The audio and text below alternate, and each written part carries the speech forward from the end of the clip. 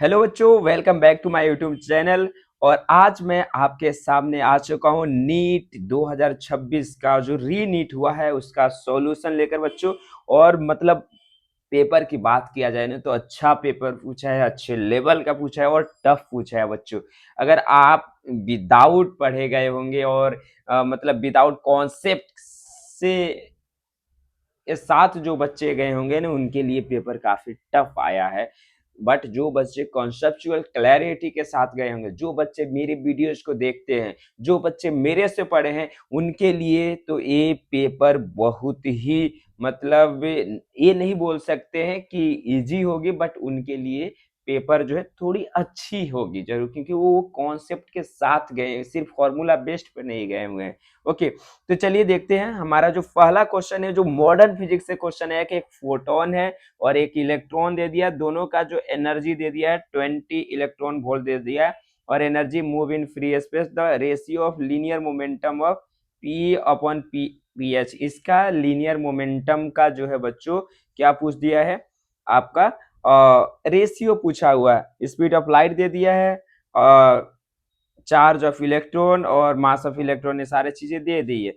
अब सबसे पहले बेटा कि आप जानते हो कि जो P होता है, P is equal to H by lambda होता है, आपने ये पढ़ा होगा। फिर आपके दिमाग में, मैक्सिमम बच्चों के दिमाग में यही आ जाता है कि P is equal to H by lambda होता है। बट यहाँ पर लैम्डा तो दिया नहीं, कैसे सॉल्व करोगे? तो बेटा इसलिए थोड़ा सा चीजें और आपको एनालाइज, मतलब आपके माइंड में वो एनालिटिकल दिमाग होना बहुत ज्यादा जरूरी है। आप एनालिसिस कर सके क्वेश्चन को, ये बहुत ज्यादा जरूरी है। तो जब यहाँ पर देखोगे, ध्यान से समझोगे, तो आपने ये पढ़ा होगा कि जो एनर्जी है वो क्या होता है, एच सी बाई लेमडा होता है। तो जो एच बाई ई बाई जो सी होगा, यहाँ से ई बाई सी जो हो जाएगा वो एच बाई लेमडा के इक्वल होगा। तो इसलिए मैंने यहाँ पर देख रहा है कि जो ई लिख दिया ई बाई सी, और यहाँ पर 20 इलेक्ट्रॉन वोल्ट दिया हुआ है। और दूसरा चीज जो है इलेक्ट्रॉन वोल्ट में दिया हुआ है, अगर इसको जूल में कन्वर्ट करना 1.6 इंटू 10 का पावर माइनस 19 से मल्टीप्लाई करना पड़ेगा, और ये दे दिया है यहाँ पर। तो इसको जब सॉल्व करोगे तो ये 32/3 और 10 का पावर माइनस 27 आता है। दूसरा चीज, अगर हम लोग इलेक्ट्रॉन का बात करें तो kinetic energy is equal to P square by 2m आता है। तो P is equal to under root 2m, ये लिख दिया मैंने यहाँ से। मास दिया हुआ है इलेक्ट्रॉन का और जो है एनर्जी दे दिया है, इसका वैल्यू पुट कर दिया। और इसको जब सॉल्व करोगे ना बेटा, जब सॉल्व करने के बाद एग्जैक्ट आंसर तो नहीं आ रहा था, बट अप्रोक्सीमेट जो वैल्यू है वो आ रहा था, जिसका वैल्यू 225 के आसपास में आ रहा है। और ये आपका जो होगा फर्स्ट क्वेश्चन का आंसर होने वाला। दूसरा क्वेश्चन, एक और बढ़िया सा क्वेश्चन, एक और कैलकुलेटिव क्वेश्चन। बच्चे अगर सोच रहे होंगे कि विदाउट कैलकुलेशन का इस क्वेश्चन को सॉल्व कर लेंगे, तो बेटा पॉसिबल नहीं है। और यहाँ पर देखो क्या दे दिया कि वाटर फ्लो कर रहा है, स्ट्रीमलाइन मोशन कर रहा है, हॉरिजॉन्टल पाइप दिया हुआ है, यानी हाइट की तो बात करनी नहीं है, रो जीएस जो है वो 0 होने वाला है बेटा। बर्नौलीज इक्वेशन लगाना है, प्रेशर डिफरेंस दे दिया है, pressure difference 15 Newton, and P2 minus P1 का वैल्यू दे दिया है 15 न्यूटन दिया हुआ बेटा पर मीटर स्क्वायर। और एरिया ऑफ क्रॉस सेक्शन, इसका एरिया और इसका एरिया दे दिया है, ठीक है। तो इसको आप A2 मान लो और इसको बेटा A1 मान लो, A1 A2 दे दिया है। यहाँ का वेलोसिटी आप V1 मान लो, यहाँ का वेलोसिटी V2 मान लो। तो पहले आप बर्नौलीज इक्वेशन लगा लो, ये बर्नौलीज इक्वेशन यहाँ पर लगाया मैंने। और P1 minus P2 is equal to 1/2 rho V2 square minus V1 square आ जाएगा। वैल्यू पुट कर दिया प्रेशर डिफरेंस, और ये 2 को ले जाकर मल्टीप्लाई कर दिया, डेंसिटी भी 10 का पावर 3 दिया हुआ, इसको पुट कर लिया।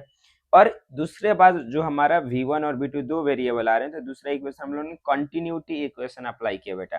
तो कंटिन्यूटी इक्वेशन जब अप्लाई करोगे तो यहाँ पर जो आ जाएगा ये V1 is equal to A2 V2 by A1 आ जाएगा। और यहाँ से फिर मैंने वैल्यू सब्स्टिट्यूट कर दिया, V2 यहाँ से मिल जाएगा हमारा, V2 जो मिला, ये सारा वैल्यू पुट करने के बाद V2 का जो वैल्यू मिल गया 20 सेंटीमीटर पर सेकेंड आ गया। अब ये 20 सेंटीमीटर पर सेकेंड आ गया। अब मैंने A2 V2 is equal to A1 B1 और 4 सेंटीमीटर क्यूब पर सेकेंड, ये 400 सेंटीमीटर क्यूब पर सेकेंड जो हो जाएगा आपका, क्या होगा, ये आपका क्यू निकल के आएगा, जो रेट ऑफ फ्लो हम लोग बात। तो देखो यहाँ पर तीनों कॉन्सेप्ट यूज हो गए, तीन तीन फॉर्मूले यूज हुए बेटा। तो ये इजी लेवल का क्वेश्चंस नहीं था नीट के लिए, तो आपको ये ध्यान में रखना पड़ेगा कि क्वेश्चन जो है अच्छे लेवल के आए हुए हैं। ओके, दूसरा क्वेश्चन, एक और अच्छा क्वेश्चन, एक और बेहतरीन क्वेश्चन, जो बच्चे पढ़कर गए होंगे, जिनका कॉन्सेप्चुअल क्लैरिटी होगा, उन वही बच्चे क्वेश्चन को कर पाएंगे।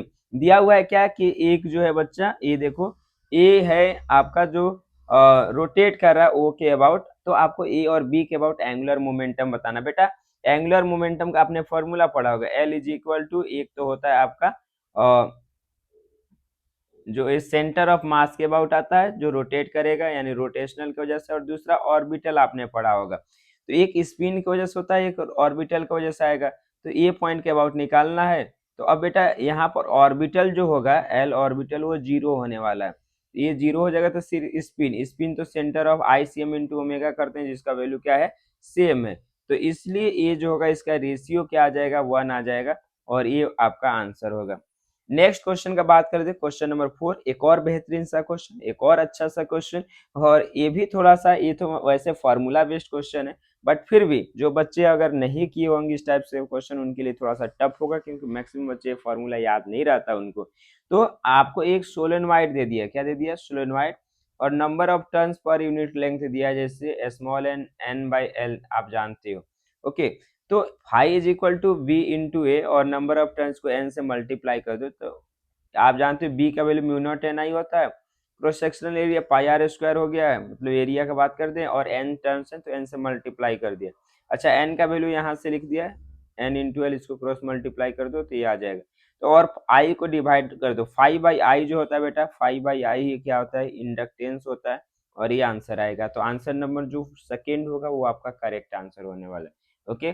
तो ये बहुत इंपॉर्टेंट सा क्वेश्चन। नेक्स्ट जो आपका थर्मल एक्सपेंशन का क्वेश्चन है, ये आसान सा क्वेश्चन है, आपने delta V is equal to V not gamma delta T पढ़ा होगा वहां से, और gamma is equal to 3 alpha होता है, तो वो चीज पुट कर दिया, तो यहाँ से ये तो इजी सा क्वेश्चन था, मैक्सिमम बच्चे सॉल्व कर लिए होंगे। नेक्स्ट अगर बात कर दिया जाए बच्चों, नेक्स्ट क्वेश्चन का मैं अगर बात करूं यहाँ पर, तो ये दो रेसिस्टेंस जो टेम्परेचर के साथ वेरी कर रहे हैं इस फंक्शन में दे दिया, देख रहे हो बच्चों। अब बच्चे ये क्वेश्चन देख के डर जाएंगे, वैसे ये क्वेश्चन बहुत ज्यादा कोई टफ क्वेश्चन नहीं है, बट बच्चे जैसे इस क्वेश्चन को देखेंगे वो डर गए होंगे, इतना बड़ा सा क्वेश्चन क्या दे दिया। तो बच्चों सबसे पहले तो इनका इक्विवेलेंट रेसिस्टेंस निकाल, 2R0, ये माइनस वाला टर्म कैंसिल आउट हो जाता है, यानी इसका जो रेसिस्टेंस होगा वो कांस्टेंट आ रहा है भाई, कांस्टेंट आ रहा है, तो मतलब ये टेम्परेचर के साथ डिपेंड ही नहीं कर रहा है आर इक्विवेलेंट।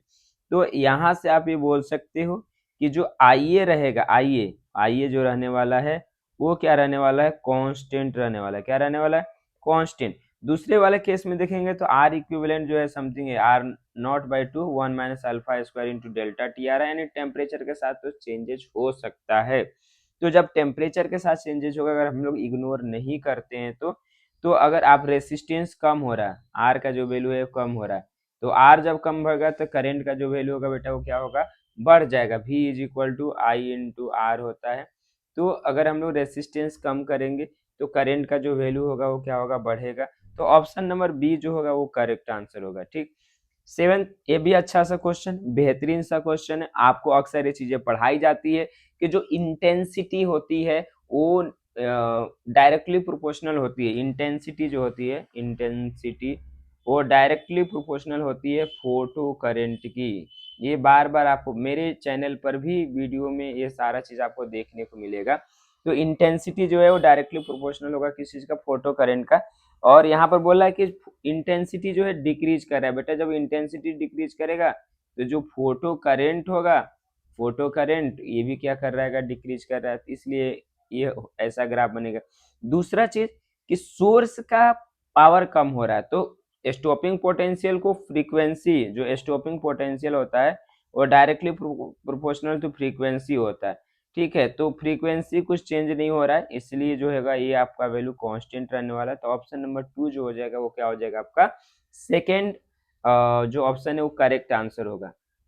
दूसरा ये एक जेनर डायोड का क्वेश्चन आ गया बेटा, आपने रिवर्स बायस में ऐसा पढ़ा होगा कि एक जो आता है और यहाँ पर एक टाइम के बाद एक कांस्टेंट हो जाता है, तो आप कितने भी बढ़ाते रहो इसका वैल्यू चेंज नहीं होता है। तो ये -3 वोल्ट देख रहे, Zener diode breakdown voltage जो है -3 वोल्ट दे दिया, तो ये इसके पास वो जाके स्टॉप हो गया, इसका वैल्यू अब नहीं बढ़ रहा है, तो ये लॉक हो गया वो चीज वहां पर जाकर, तो इसलिए इसका जो वैल्यू आने वाला है वो क्या आ जाएगा आपका 3 वोल्ट जो होगा वो करेक्ट आपका आंसर आ जाएगा, राइट।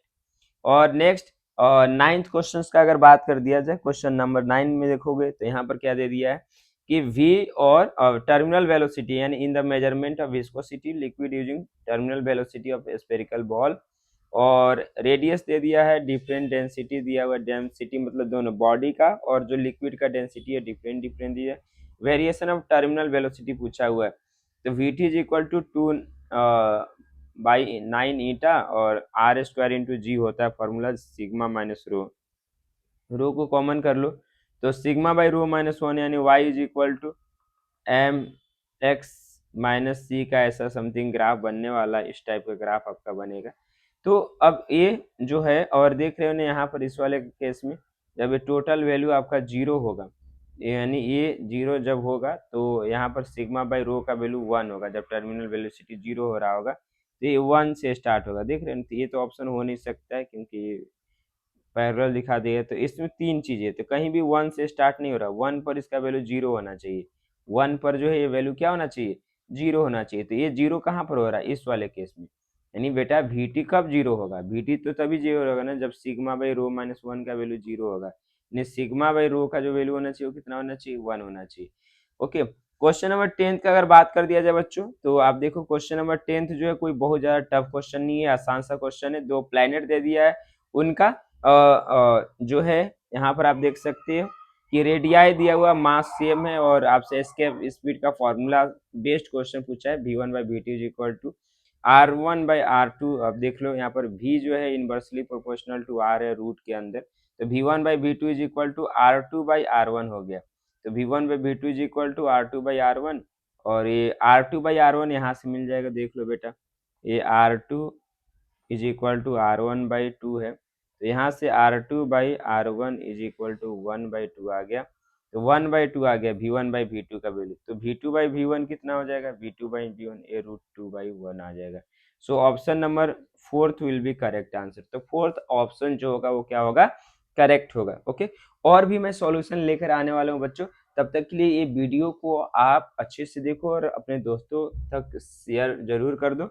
मिलते हैं अगले पार्ट में। Okay, thank you so much बच्चों।